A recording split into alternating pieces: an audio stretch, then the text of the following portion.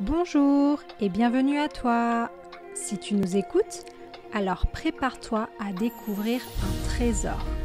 Parce que ici, les histoires que tu entends, elles ne sont pas simplement extraordinaires. Elles sont vraies. Elles se sont produites il y a longtemps. Parfois, vraiment très longtemps. Mais elles sont vraies. Elles sont toutes vraies. Ces histoires, tu peux les découvrir chaque jour dans un livre unique et merveilleux, la Bible, qui est la parole de Dieu. Grâce à elle, tu vas apprendre à connaître qui est Dieu, ce qu'il aime, ce qu'il a envie de faire, ce qu'il est capable de faire. Alors, ouvre bien grand tes oreilles et surtout, ouvre bien grand ton cœur. C'est parti, découvrons ensemble une histoire extraordinaire et merveilleuse.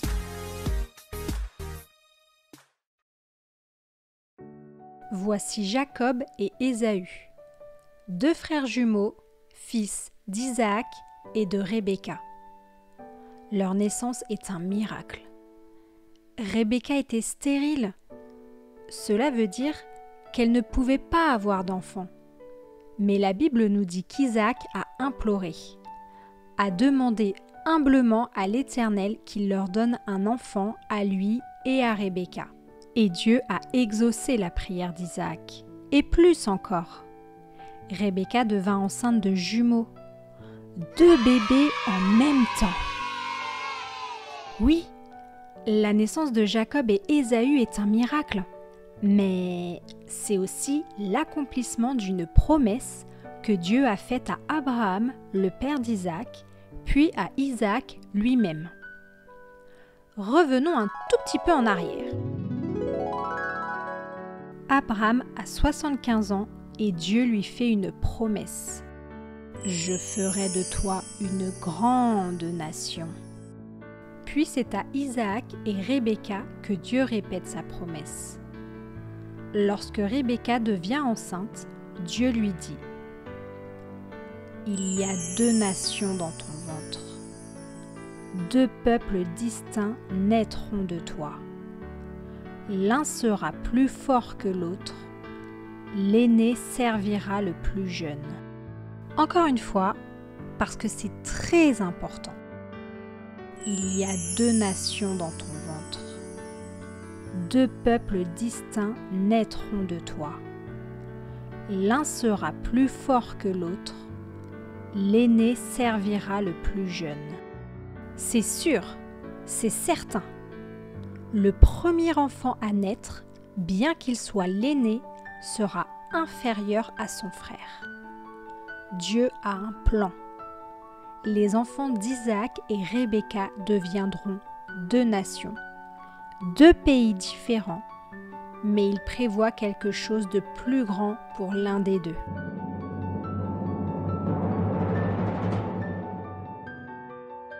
Alors vient le jour de la naissance. Le premier jumeau est roux, il est couvert de poils comme d'un manteau. C'est pourquoi Isaac et Rebecca lui donnent le prénom d'Ésaü. Naît ensuite Jacob qui, au moment où il sort du ventre de sa mère Rebecca, tient le talon d'Ésaü. Pas étonnant qu'il soit appelé Jacob. Son prénom signifie usurpateur, celui qui prend la place de quelqu'un d'autre.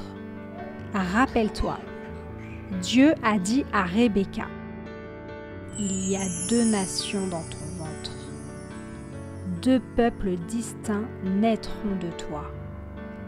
L'un sera plus fort que l'autre. L'aîné servira le plus jeune. » Ésaü et Jacob grandissent et la Bible nous dit qu'Ésaü devient un excellent chasseur qui aime courir dans la campagne. Jacob, quant à lui, c'est un homme tranquille qui préfère rester sous la tente. Isaac préfère Ésaü, car il apprécie le gibier, et Rebecca, elle, aime Jacob. La suite de cette histoire va nous montrer comment les vies d'Ésaü et Jacob vont prendre des directions différentes, comment Jacob va prendre la place d'Ésaü et comment, malgré tout, ils vont réussir à se retrouver. Rappelle-toi, Ésaü est l'aîné et cela lui confère des droits que Jacob n'a pas. Le premier de ces droits, c'est le droit d'aînesse. Grâce à lui, Ésaü peut prétendre à une double portion de l'héritage que son père Isaac donnera à sa mort. Et cela lui donne aussi le titre de chef de famille et de sacrificateur. Mais Ésaü ne prête pas beaucoup d'attention à ce genre de choses. Et un jour, il donne tout simplement son droit d'aînesse à son petit frère Jacob. Ce jour-là, Ésaü est revenu fatigué des champs. Et il a vu que Jacob avait préparé un potage de lentilles. Il lui en demande une part, et Jacob accepte à la condition qu'Ésaü lui vende son droit d'aînesse.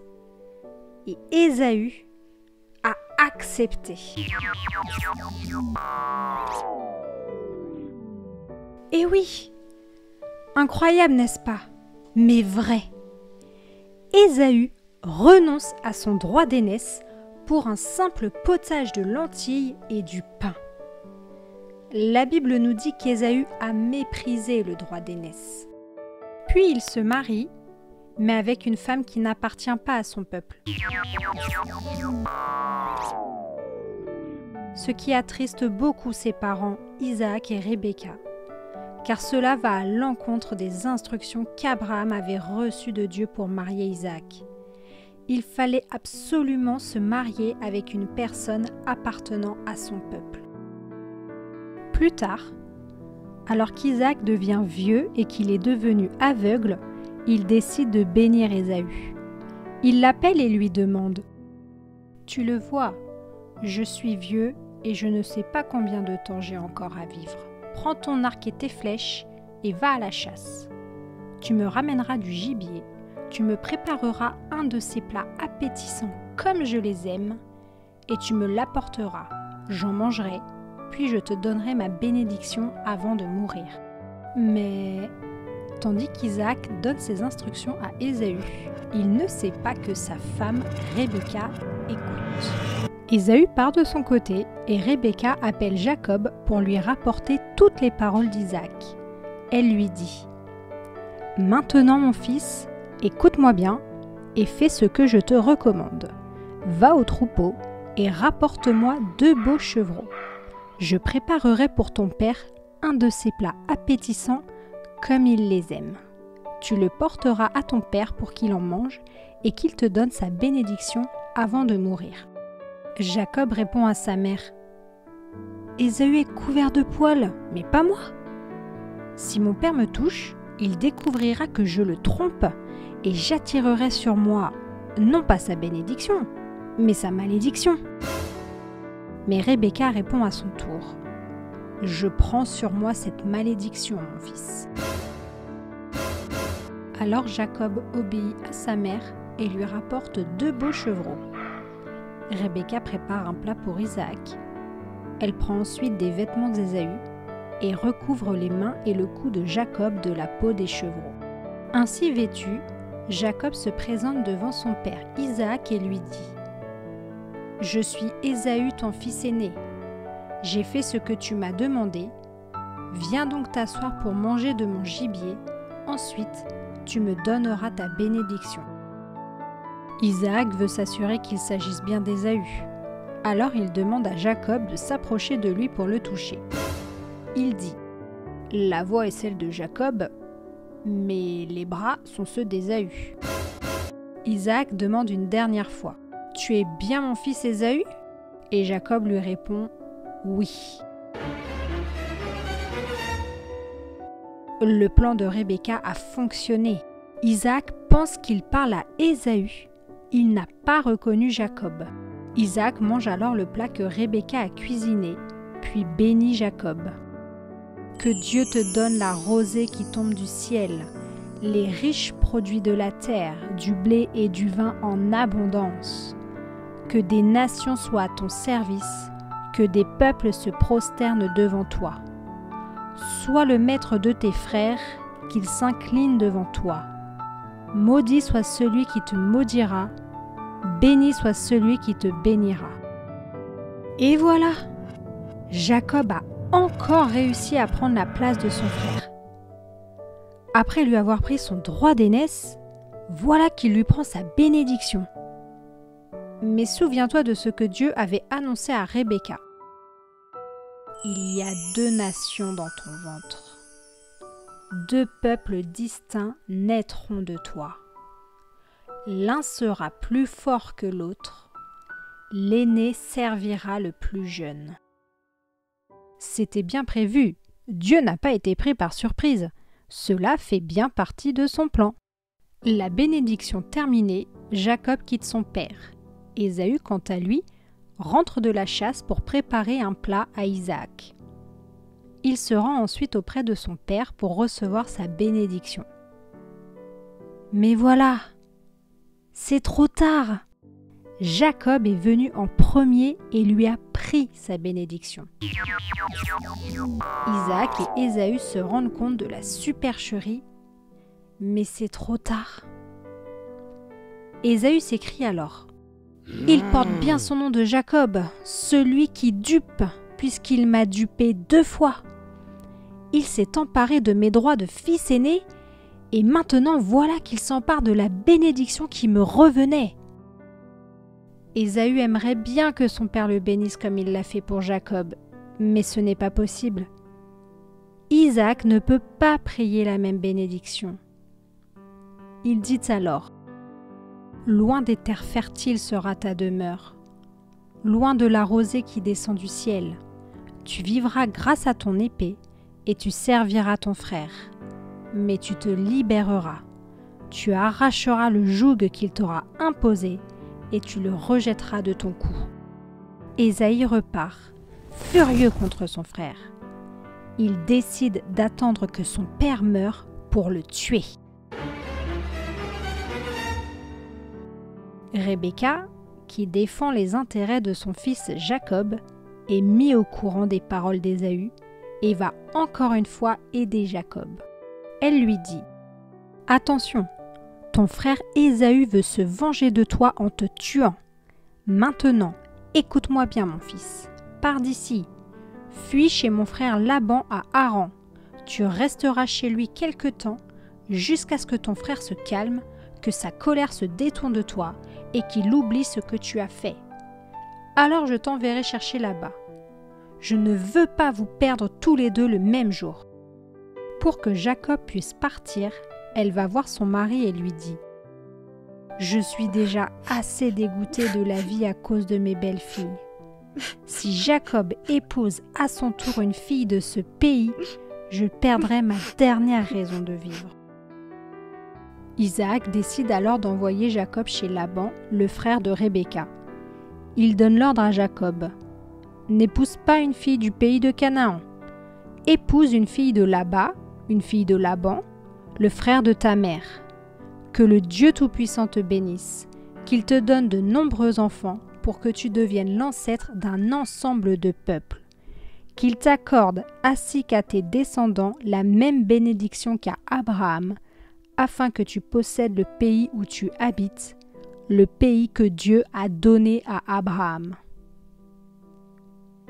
Et c'est ainsi que Jacob quitte son père, sa mère et son frère pour aller chez Laban, son oncle. Ésaü, quant à lui, se rend compte que son père n'approuve pas qu'il ait épousé une femme qui ne fait pas partie de son peuple. Il prend alors la décision d'aller auprès d'Ismaël, le frère d'Isaac, pour épouser une de ses filles. Voilà les 2 frères Ésaü et Jacob séparés. Ils se sont quittés en très mauvais termes. Jacob a dupé 2 fois son frère. Il lui a pris son droit d'aînesse et sa bénédiction.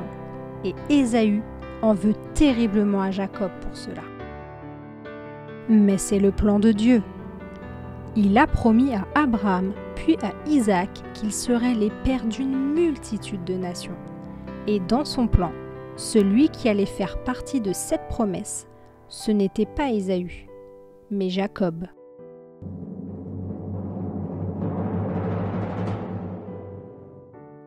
Les années passent et les frères ne sont plus ensemble, ne se voient plus du tout. Chez Laban, Jacob travaille dur et il épouse ses 2 filles, Léa et Rachel. Puis il devient père de 11 fils et d'une fille. Plusieurs années plus tard, Jacob décide qu'il est temps pour lui de retourner chez lui.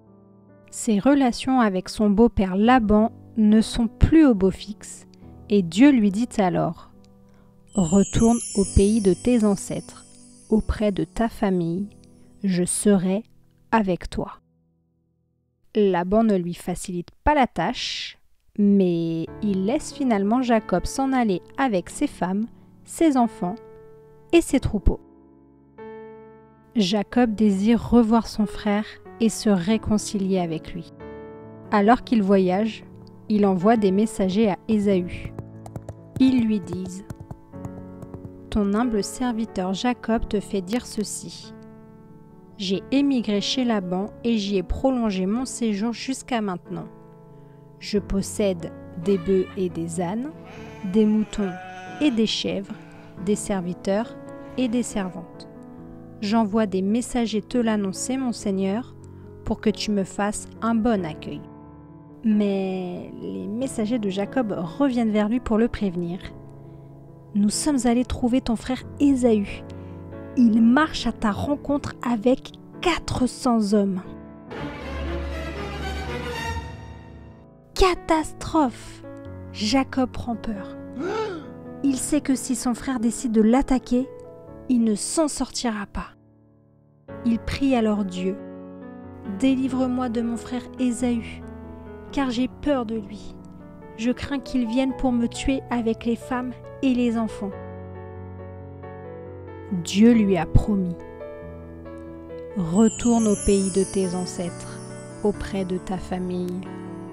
Je serai avec toi. » Jacob décide alors d'envoyer plusieurs cadeaux à Ésaü pour éviter un conflit.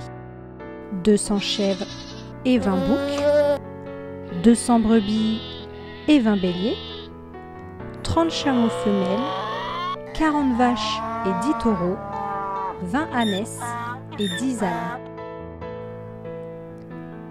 Il sépare son groupe en plusieurs petits groupes. Il envoie d'abord les cadeaux à son frère et lui et sa famille restent en arrière. Ésaü reçoit les cadeaux de Jacob au fur et à mesure tandis qu'il se rapproche de lui. Arrive alors le moment fatidique des retrouvailles entre les 2 frères. Que va-t-il se passer? Ésaü va-t-il vraiment faire la guerre à son frère? Est-il toujours en colère? Lui en veut-il toujours de lui avoir pris son droit d'aînesse et sa bénédiction? Eh bien non. La Bible nous dit que lorsqu'il aperçoit Jacob, Ésaü court à sa rencontre, se jette à son cou et l'embrasse. Les 2 frères se mettent alors tous les 2 à pleurer. Ils sont si heureux de se retrouver. Ouf! Quelle merveilleuse réconciliation! Après toutes ces années, après tout ce qui s'est passé, Ésaü a pardonné à Jacob et leurs retrouvailles se sont très bien passées. Dieu, qui avait dit à Jacob de retourner chez lui, l'a protégé. Tandis qu'Ésaü a continué sa vie de son côté et que ses descendants sont devenus une nation, la suite de l'histoire nous montre que le plan de Dieu pour la vie de Jacob s'est accompli parfaitement. Il change de nom pour devenir Israël et il a un autre fils en plus des 11 premiers. Ces 12 fils formeront les 12 tribus d'Israël, le peuple juif. Mais ça, c'est une autre histoire. Si tu veux la découvrir sans attendre, Alors je t'invite à ouvrir ta Bible dans le livre de la Genèse à partir du chapitre 35.